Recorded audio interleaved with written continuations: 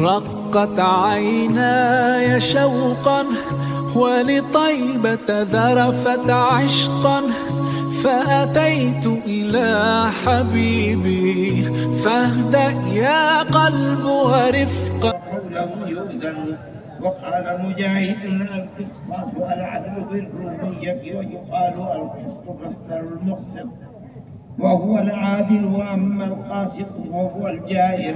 وبه قال حدثنا أحمد بن أشعث قال حدثنا محمد بن فضيل عن عمارة بن القعقاع عن أبي زرعة عن أبي هريرة رضي الله تعالى عنهم أنه قال النبي صلى الله عليه وسلم: كلمتان حبيبتان إلى الرحمن خفيفتان على اللسان ثقيلتان في الميزان، سبحان الله وبحمده سبحان الله العظيم.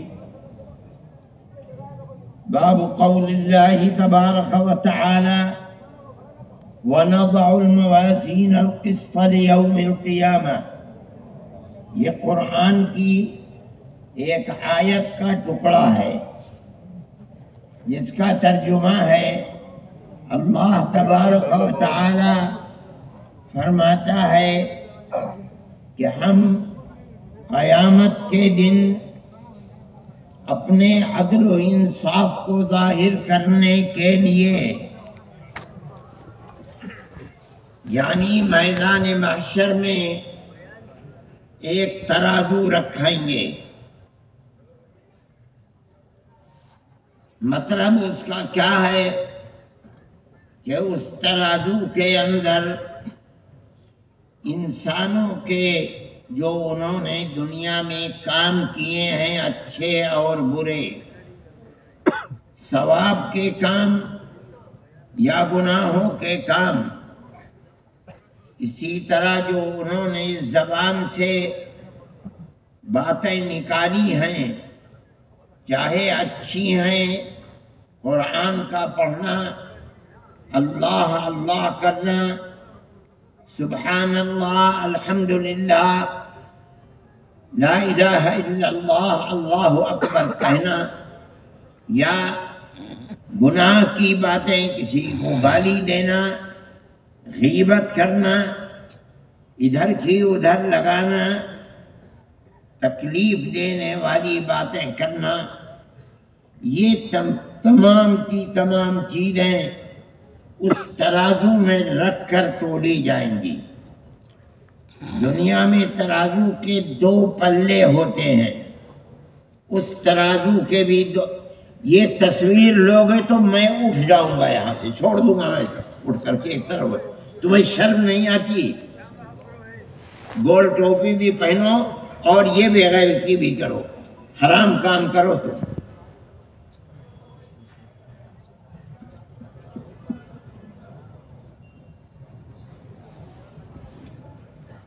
اللہ تبارک و تعالی فرماتا ہے کہ ترازو کے دو پلے ہوں گے، ایک پلے میں جو اچھے عمل ہیں ان اعمال صالحہ کو رکھا جائے گا، دوسرے پلے میں جو گناہ ہوں گے اعمال سیئہ ان کو رکھا جائے گا۔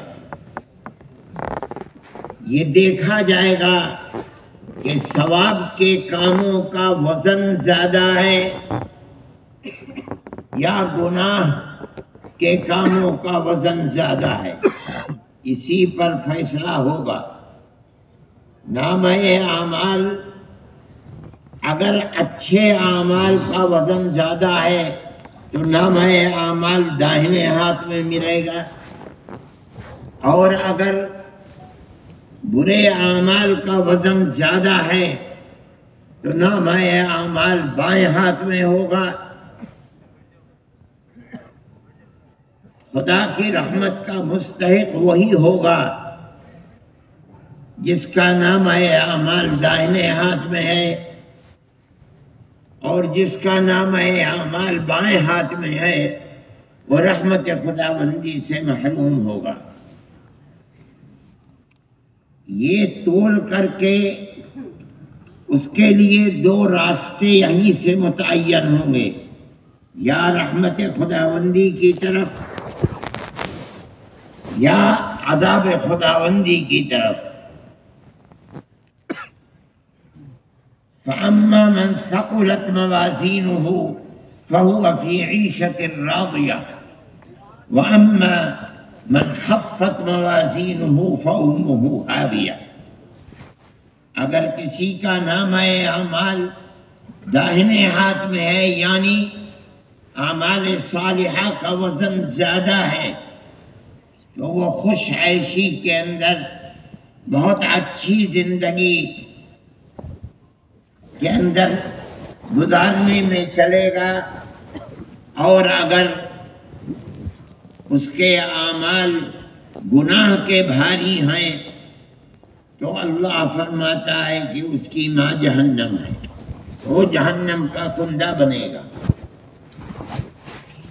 اس سے یہ پتہ چلا کہ کل قیامت کے دن جو فیصلہ ہوگا کسی انسان کے جنتی ہونے کا یا جہنمی کا، وہ فیصلہ اچھے اور برے عمل کی گنتی پر نہیں ہوگا کہ کس کے اعمال صالحہ زیادہ ہیں اور کس کے اعمال سیئہ گناہ کے کام زیادہ ہیں، بلکہ ہم جو عمل بھی کرتے ہیں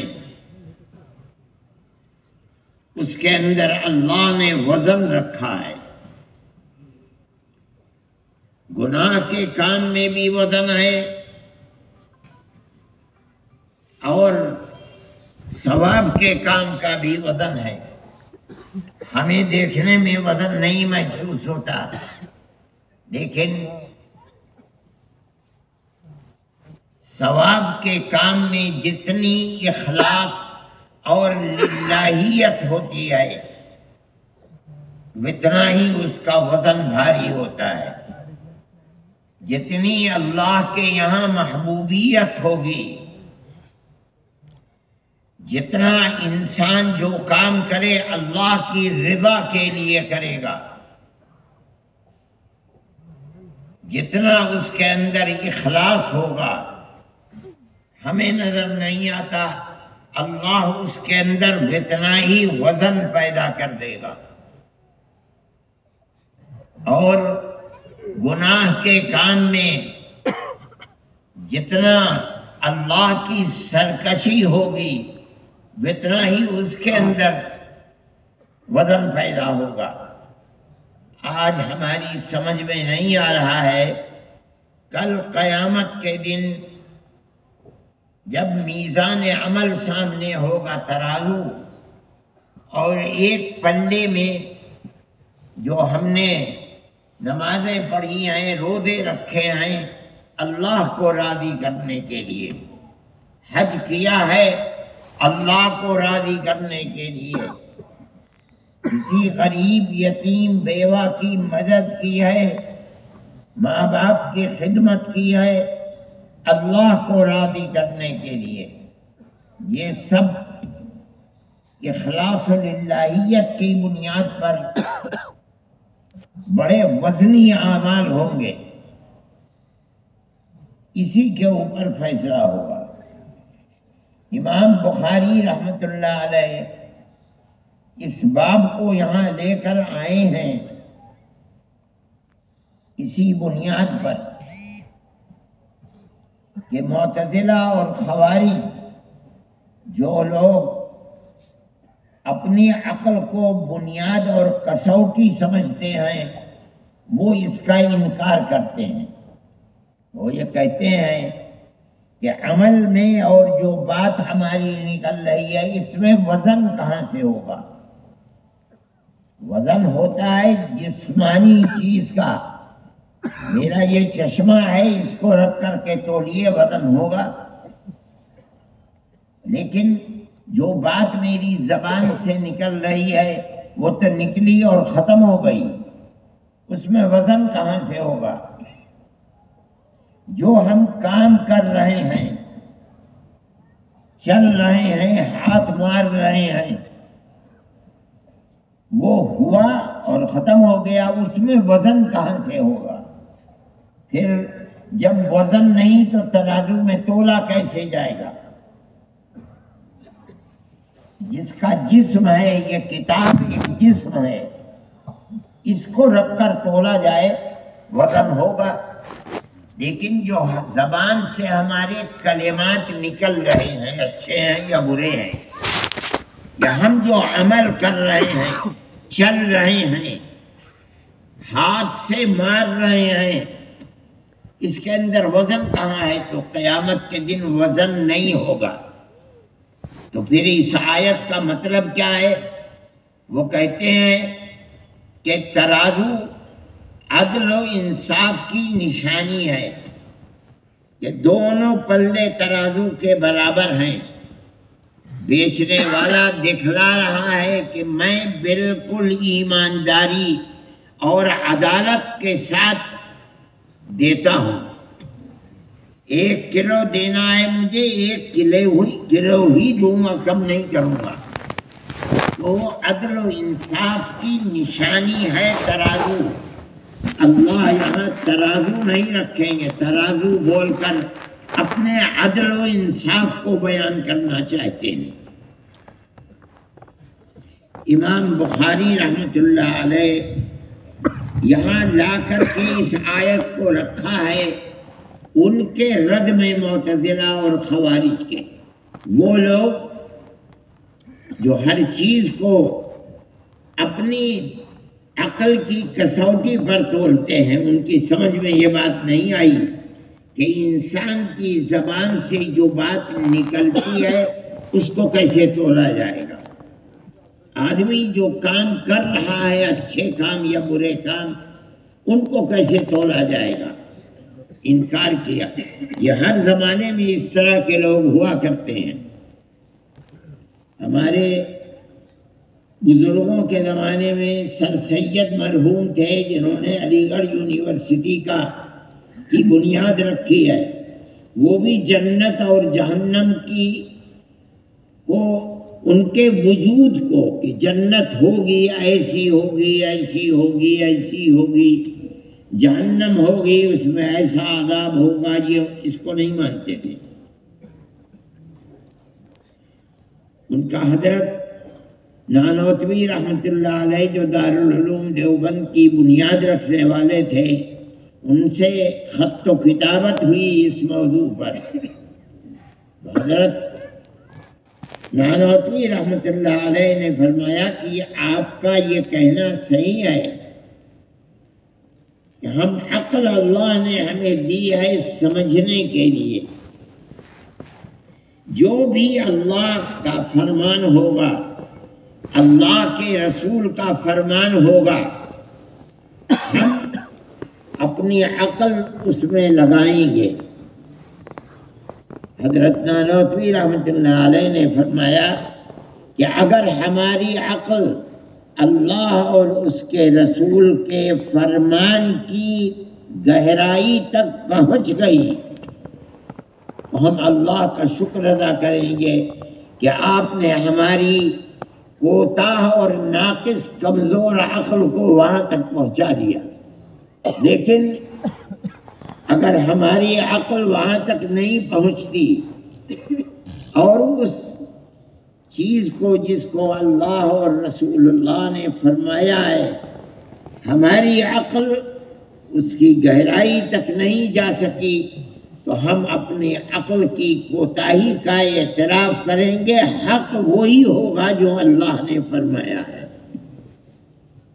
اہل سنت والجماعت، متقدمین، محدثین، ان سے پہلے تابعین اور ان سے پہلے صحابہ کرام رضوان اللہ علیہم اجمعین نے جو علم جناب رسول اللہ صلی اللہ علیہ وسلم سے بغیر کسی واسطے کے لیا ہے، وہ یہ علم ہے کہ اللہ فرماتا ہے کہ ہم ترازو رکھیں گے۔ ہم مانتے ہیں کہ ترازو رکھا جائے گا۔ رہی یہ بات کہ عمل میں ہمارے وزن کیسے ہوگا، تو اس کی 2 صورتیں حدیث کے اندر آتی ہیں۔ ہو سکتا ہے کہ ہمارے عمل کو جو ہم بول رہے ہیں، جو ہم کر رہے ہیں، اللہ تعالیٰ اس عمل کو کوئی صورت عطا فرما دے اور اس صورت کو ترازو کے اندر رکھ دیا جائے، اس میں وزن ہو، اور جو اعمال غیر صالحہ گناہ ہیں ان کو بھی صورت بنا دیں اور اس کے اندر وزن رکھ دیں، اور انہی دونوں کو، دونوں صورتوں کو ترازو کے دو پلوں کے اندر رکھ دیا جائے۔ اور دلیل اس کی یہ ہے کہ نبی کریم علیہ الصلاۃ نے فرمایا ہے کہ جب آدمی قبر میں رکھ دیا جاتا ہے، اگر وہ مومن ہے تو اس کے سامنے ایک بڑی حسین و جمیل صورت آتی ہے۔ وہ کہتا ہے کہ تو کون ہے؟ میں نے تو تیرے جیسی حسین و جمیل صورت دنیا میں دیکھی نہیں ہے۔ تو وہ صورت اس کو کہتی ہے انا عملک الصالح، میں تیرا وہ عمل صالح ہوں، نماز، روزہ، حج، زکوٰۃ، صدقہ، میں یہ وہ تیرا عمل صالح ہوں جو تو دنیا میں کیا کرتا تھا۔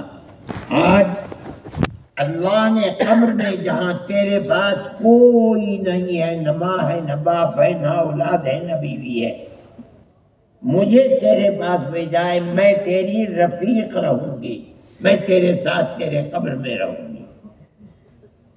اور اگر وہ مشرک کافر ہے، بدعمل ہے، بدکار ہے، بد کردار ہے، تو اس کے سامنے ایک تصویر جاتی ہے عالم برزخ میں جو بڑی ڈراؤنی اور بری تصویر ہوتی ہے۔ یہ گھبراتا ہے، ڈرتا ہے، اس سے کہتا ہے تو کون ہے؟ تیرے جیسی بری صورت تو میں نے دنیا میں دیکھی نہیں ہے۔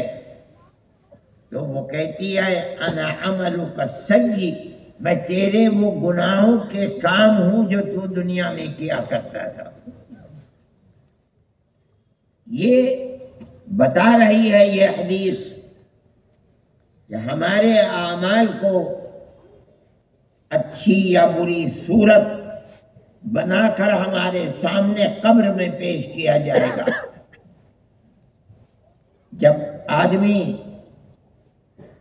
قرب قیامت میں اپنی قبر سے اٹھے گا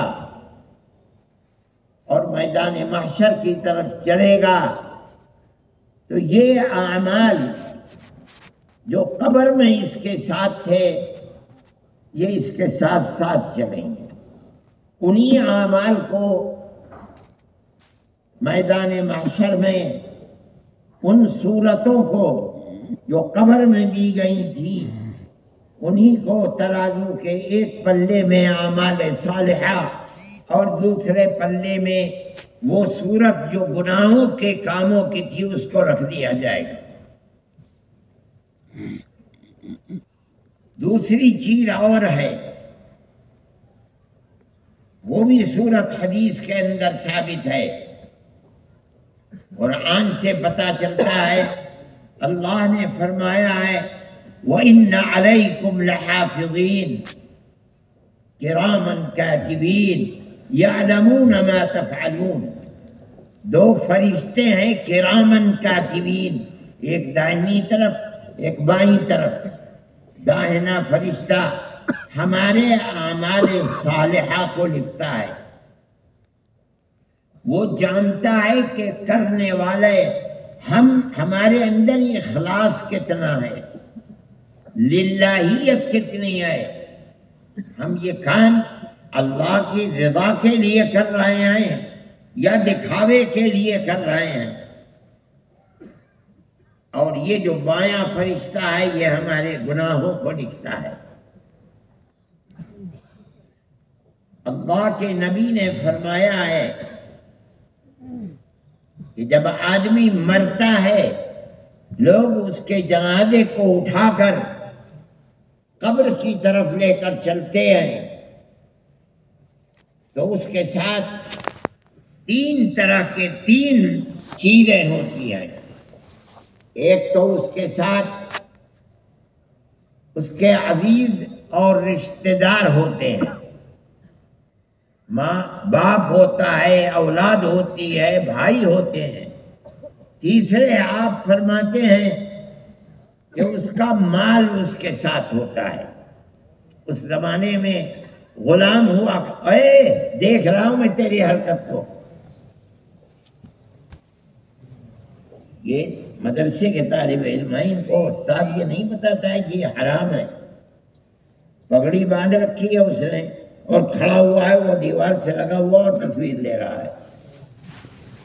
مولوی کا حال کیا ہے؟ اسی لیے تو بربادی آ رہی ہے. سب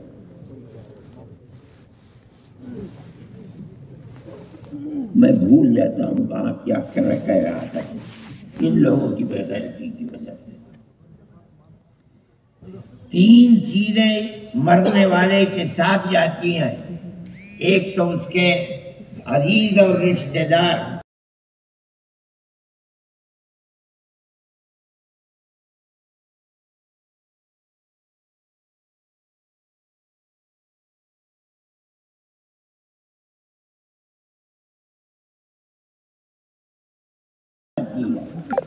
فرماتے ہیں کہ دو تو مردے کو قبر میں رکھ کر واپس آ جاتے ہیں، وَيَبْقَى مَعَهُ عَمَلُهُ، لیکن عمل اس کے ساتھ ساتھ قبر میں جاتا ہے.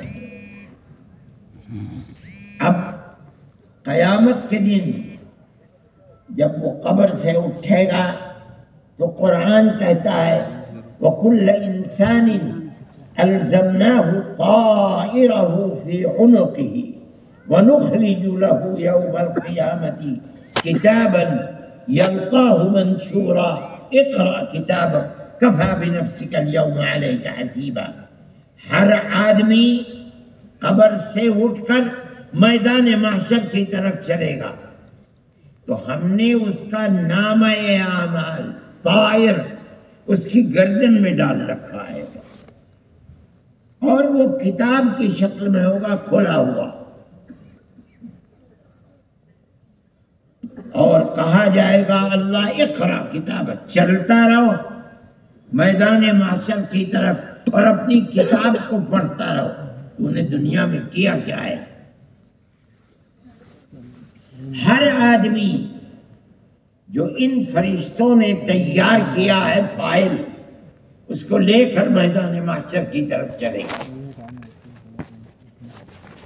اب فرماتے ہیں ہو سکتا ہے کہ اللہ تعالیٰ انہی دو فائلوں کے اندر جو ایک داہنے فرشتے نے تیار کی ہے، ایک بائیں فرشتے نے تیار کی ہے، اسی میں وزن پیدا فرما دے اور اسی کو ترازو کے ایک پلے میں داہنے فرشتے کی تیار کی ہوئی فائل اور بائیں پلے کے اندر بائیں فرشتے کی تیار کی ہوئی فائل رکھ دی جائے.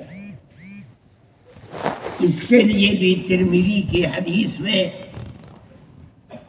نبی کریم علیہ الصلوۃ کا ارشاد ہے جس سے یہ پتہ چلتا ہے.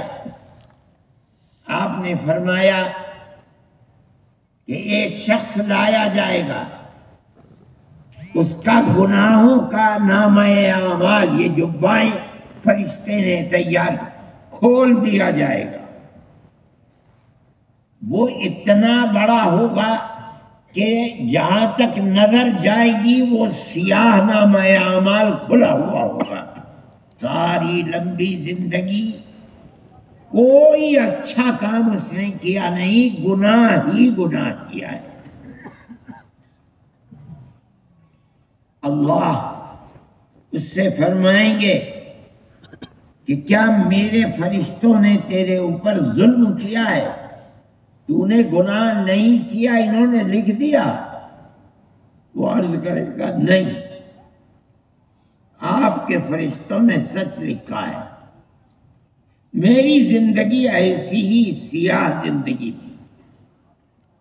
نبی کریم علیہ السلام فرماتے ہیں کہ بس ایک پرچہ ہوگا اتنا بڑا جو داہنے فرشتے نے لکھا کبھی اس کے دل اور زبان سے یہ کلمہ نکلا ہوگا اشہد ان لا الہ الا اللہ وان محمد رسول اللہ، بس کوئی اچھا کام نہیں، صرف ایک یہی کلمہ جو زبان سے نکلا ہے۔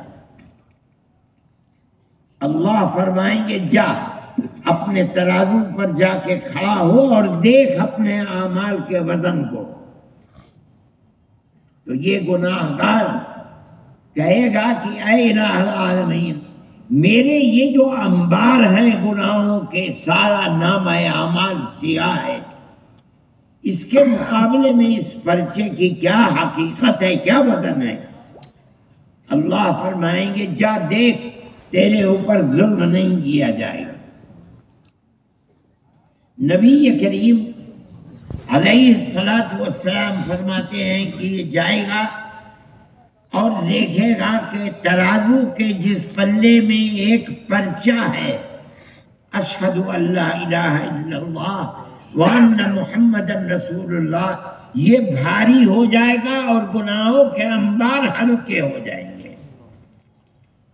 پھر نبی کریم علیہ السلام فرماتے ہیں کہ اللہ کے مبارک نام سے زیادہ وزنی کوئی دوسری چیز نہیں ہے۔ تو یہ بھی ہو سکتا ہے کہ اللہ تعالی ان دو فرشتوں سے جو ہر آدمی کا فائل تیار کر رہے ہیں، اسی فائل کے اندر اعمال صالحہ میں ہمارے اخلاص و للہیت کی بنیاد پر وزن کو پیدا فرما دیں، اور گناہوں کے اندر آدمی کی سرکشی کی بنیاد، طغیان کی بنیاد پر بائیں پلے میں رکھے ہوئے نامہ اعمال کے اندر وزن پیدا فرما دے اور اسی وزن کی بنیاد کے اوپر فیصلہ فرما دے۔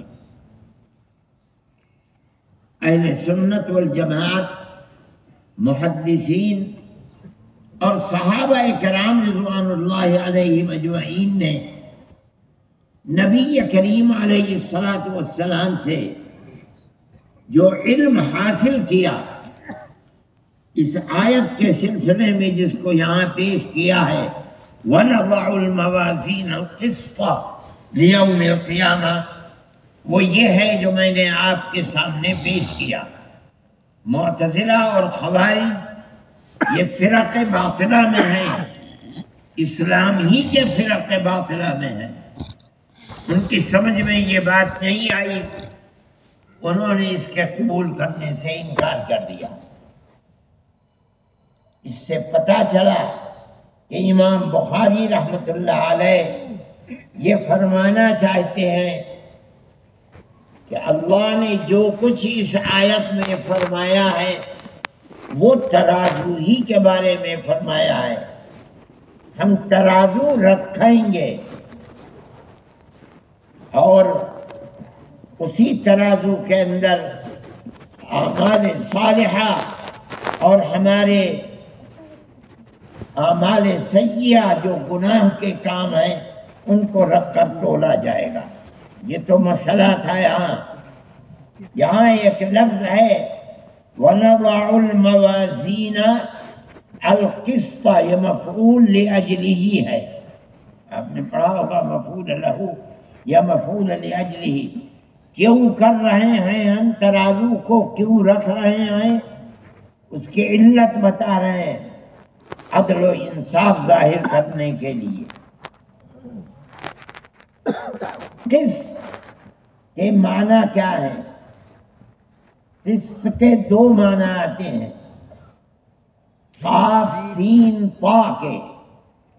ایک معنی عدل و انصاف کے ہیں جو یہاں ہے معنی، اور ایک معنی ہے ظلم اور جور کرنے کے۔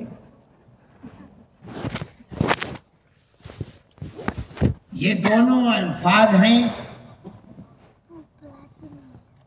آپ لوگ پڑھے ہوئے طلبہ ہیں، جانتے ہیں کہ ہر فعل کا مصدر ہوتا ہے، اس کے بھی مصدر ہیں۔ قسط اگر قاف کے کسرے کے ساتھ ہے، مصدر قسط ہے، تو اس سے جو قسطہ آئے گا وہ معنی میں عدل و انصاف کے ہوگا، اور اگر مصدر میں قاف کے فتح کے ساتھ ہے قسط، تو اس سے بھی جو قسطہ آئے گا اس کا مفہوم اور مطلب ظلم اور جور کے آئیں گے۔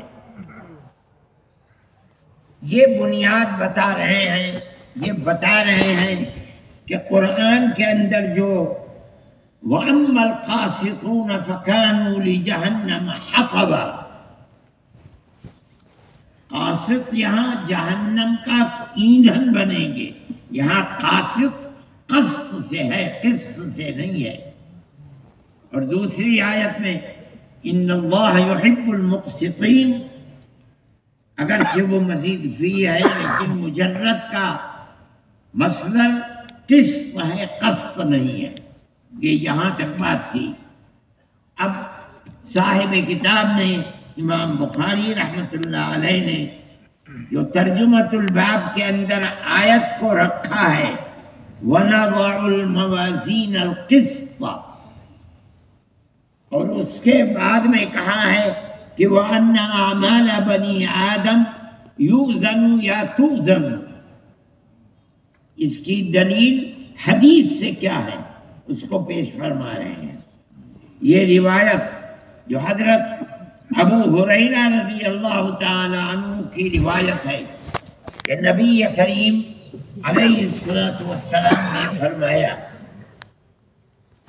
کلمتان حبیبتان الی الرحمن، دو کلمے جو اللہ کے نزدیک بڑے محبوب ہیں۔ ایک صفت، ان کلموں کی دوسری صفت کیا ہے؟ خفیفتان علی اللسان، پڑھتے ہوئے زبان پر بڑے ہلکے ہیں وہ دو کلمے۔ تیسری صفت ثقیلتان فی المیزان، المیزان سے مراد الف لام آیت کا ہے، وہی میزان ہے جو آیت کے اندر وَنَضَعُ الْمَوَازِينَ فرمایا گیا ہے۔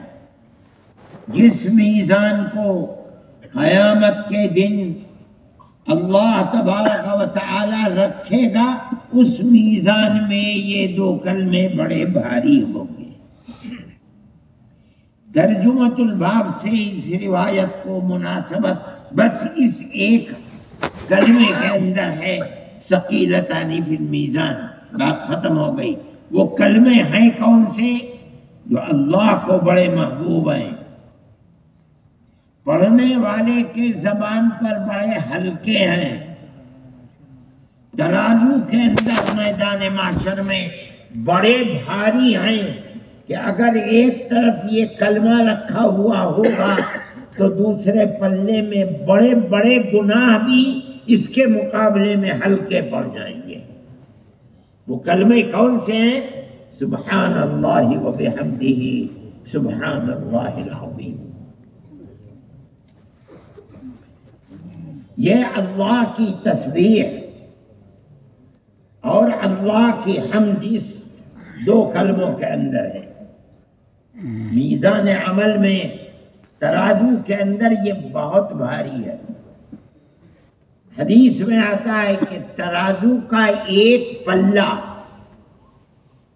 ہمارے چھوٹے چھوٹے ترازو بھی ہوتے ہیں، بڑے بڑے ترازو کے پلے بھی ہوتے ہیں، یہ پلہ اتنا بڑا ہوگا کہ زمین و آسمان کے اندر جتنی کشادگی ہے وہ ایک پلہ اتنا بڑا ہوگا۔ اور فرماتے ہیں اگر کوئی بندہ دل کی گہرائی سے اللہ کی رضا کے لیے سبحان اللہ کہے گا تو اس کے ثواب سے آدھا پلہ بھر جائے گا، اور اگر الحمدللہ بھی کہہ دی تو آدھا پلہ اس سے بھر جائے گا۔ تو گویا کہ ترازو کا پورا پلہ ایک مرتبہ سبحان اللہ کے ثواب سے بھر جائے گا۔ تو گناہ اس کے مقابلے کے اندر کیا وزن رکھیں گے؟ رحمت خداوندی ہمارے گناہوں پر بہت بھاری ہے۔ امام بخاری رحمۃ اللہ علیہ اصل مقصد اس حدیث کو رکھنے کا تو وہ ہے جو میں نے بیان کیا۔ یہ سارے ابواب جو آپ نے پڑھے ہیں آخر میں، یہ عام طور سے ابواب فرق باطلہ کے رد کے اندر ہیں۔ منافقین کے رد میں اس سے پہلا باب آیا، تو اس کے اندر بھی معتزلہ اور خوارج کا رد ہے، لیکن اس کے ساتھ ساتھ وہ متوجہ کرنا چاہتے ہیں مسلمانوں کو، علماء کو، کہ اس کو ہر قدم پر، ہر بات زبان سے نکالتے ہوئے، اپنی آنکھ ڈالتے ہوئے، اپنے کان کو لگاتے ہوئے، ہاتھ بڑھاتے ہوئے ہمیشہ یہ بات پہلے سوچنی چاہیے کہ کیا کر رہا ہے۔ کل میزان عمل ترازو کے اندر میرے اس عمل کو رکھ کر تولا جائے گا۔ ہر مومن کو ہر وقت یہ سمجھنا چاہیے۔ یہ نہیں ہو سکتا کہ یہ فرشتوں سے کوئی چیز غائب ہو جائے۔ یہ فرشتے جانتے ہیں کیا ہو رہا ہے، یہ وزن کو بھی جانتے ہیں، کتنی اخلاص و للہیت اس کے اندر ہے۔ مومن کو ہر وقت، چاہے وہ اپنے گھر کے اندر ہے، چاہے رات ہے، چاہے دن ہے، چاہے بازار میں ہے، کہیں بھی ہے، اپنے ہر عمل، چاہے وہ زبان کی بات ہو، قدم کو بڑھا رہا ہے، ہاتھ کو اٹھا رہا ہے، نگاہ ڈال رہا ہے، کان سے، بلکہ یہی نہیں دماغ سے سوچ رہا ہے، اپنے دل کو لگا رہا ہے، ہر وقت ہر چیز کو دماغ میں رکھنا چاہیے کہ اللہ فرماتا ہے کہ ہم نے ترازو رکھ رکھا ہے، ہم رکھیں گے میزان عمل، اور نکل نہیں سکتا کوئی یہ نہ سمجھے کہ میں نے اتنی نعمتیں دی ہیں، آنکھوں میں روشنی دی ہے، زبان میں بولنے کی طاقت دی ہے، کان کو سننے کی صلاحیت دی ہے، ایک لمبی زندگی دی ہے، اتنی نعمتیں دی ہیں کہ اگر ساری زندگی گنتے گنتے گزر گئے تو گن نہیں پائے گا۔ ان سب کے باوجود ہم تجھے بیکار چھوڑ دیں گے؟ اَيَحْسَبُ الْإِنسَانُ أَنْ يُتْرَكَ سُدًى؟ نہیں، کن کن کا حساب لے لیں گے۔ اس لیے اس حدیث کو یہاں لا کر کے رکھا ہے۔ یہ تو آج کا سبق تھا۔ میں اپنی بات کو ختم کرتا ہوں، مگر ان طلبہ سے میں ایک بات کہتا ہوں، اور وہ یہ ہے کہ آپ لوگوں نے علم حدیث کو سال بھر پڑھا ہے۔ حدیث کسے کہا جاتا ہے؟ ما نسب الی رسول اللہ صلی اللہ علیہ وسلم قولا او فعلا صفتا او تقریرا۔ جو آپ نے پڑھا وہ یہی تھا کہ آپ نے کیا کیا، آپ نے کیا فرمایا، عام طریقے پر یہی تھا۔ اس کے اندر یہ بھی تھا کہ آپ کے قد کیسا تھا، آپ کا رنگ کیسا تھا، آپ کا چہرہ انور کیسا تھا، آپ کیسے بات کرتے تھے۔ اس کو پڑھتے پڑھتے ایک نسبت آپ کو جناب رسول اللہ صلی اللہ علیہ وسلم سے قائم ہو گئی ہے۔ اب اس نسبت کو قائم رہنا چاہیے، اس کی کوشش کیجیے۔ جب تک زندگی ہے تب تک قائم رہے. اور وہ قائم کیسے رہے گی؟ یہ کتابیں تو مدرسے کی ہوں گی، آپ مدرسے میں داخل کر دیں گے. اس نسبت کو قائم رکھنے کے لیے طریقہ یہ ہے کہ آپ کہیں بھی رہیں کچھ بھی پڑھائیں. اگر آپ کو موقع مل جائے حدیث کے پڑھانے کا تو بہت خدا کا انعام ہے. نہ ملے تو آپ روزانہ آدھا گھنٹہ 20 منٹ بیٹھ کر حدیث کی کتاب میں مطالعہ کریں، یا لوگوں کے سامنے حدیث کو بیان کریں، یا حدیث کی شرح لکھیں. جب تک آپ اپنی زندگی میں حدیث کو پڑھتے، پڑھاتے، لکھتے، مطالعہ کرتے رہیں گے، یہ نسبت آپ کی ذات سے قائم رہے گی. اور سب سے بہترین کتاب اس کام کے لیے میں سمجھتا ہوں، میرا خیال ہے کہ مشکات شریف ہے. بہت سی کتابوں کا مجموعہ ہے، آپ اس کو پڑھیے، پڑھتے رہیے، روزانہ 1-2 حدیثوں کو دیکھیے، آپ کے علم میں برکت ہوگی. اور اس کے ساتھ ساتھ جو نسبت قائم ہو چکی ہے وہ نسبت باقی رہے گی. حضرت شاہ ولی اللہ صاحب محدث دہلوی رحمۃ اللہ علیہ کا نام آپ نے سنا ہوگا. ان کی ایک کتاب ہے فیوض الحرمین. وہ جب تشریف لے گئے مکہ معظمہ مدینہ منورہ تو وہاں کے جو واقعات ان کے سامنے آئے ہیں انہوں نے ان واقعات کو اس کے اندر لکھا ہے. تو ایک واقعہ انہوں نے یہ بھی لکھا ہے کہ میں جب مدینہ منورہ پہنچا تو میں نے مدینہ منورہ میں روضہ اطہر پر نبی کریم علیہ السلام کے روضہ اطہر کے قریب بیٹھ کر مراقبہ کیا. تو مجھ پر یہ کشف ہوا، مجھے نظر آیا دل کی آنکھوں سے کہ آپ کی مبارک قبر سے نور نکل رہا ہے.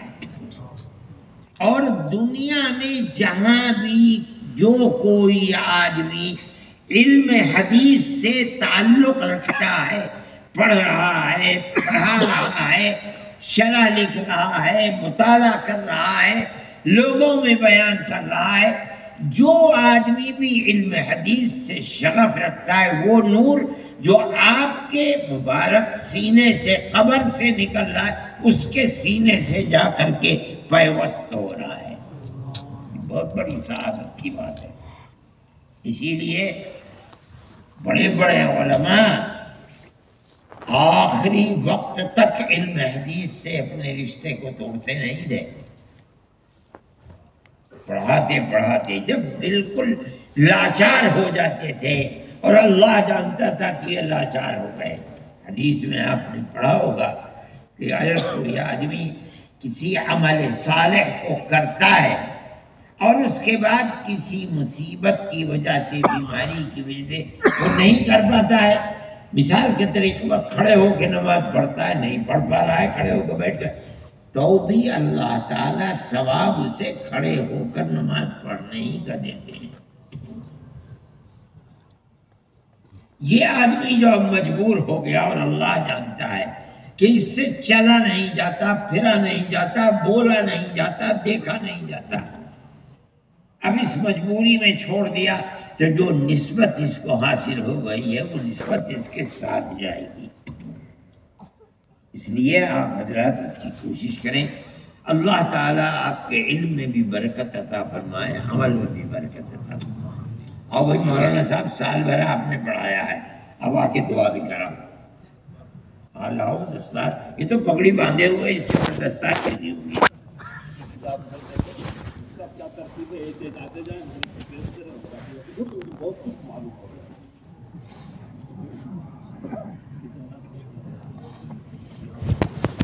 استاد نے سمجھایا نہیں یہاں فأتيت إلى حبيبي فاهدأ يا قلب ورفقا